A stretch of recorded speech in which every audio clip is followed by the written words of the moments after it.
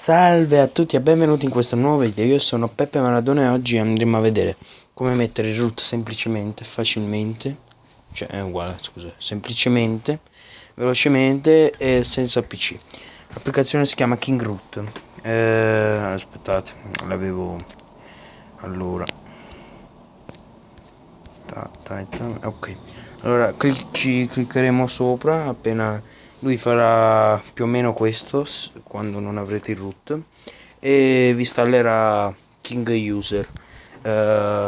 Poi sopra dove vedete scritto King Root 4.1 vi uscirà scritto root su Cifuli. Per vedere se il root si è davvero installato poi vi lascio l'altra app in descrizione e andate qua, questa applicazione, cliccherete verifichi root status e come vedete vi si è installato. Il telefono non si riavvierà, quindi non c'è bisogno né di riavviarlo manualmente, non si riavvierà automaticamente, quindi basta solo questo. Io finisce qui. Se vi è piaciuto lasciate un mi piace, condividete, commentate, no, condividete, vabbè, se volete condividete pure, e mettete mi piace.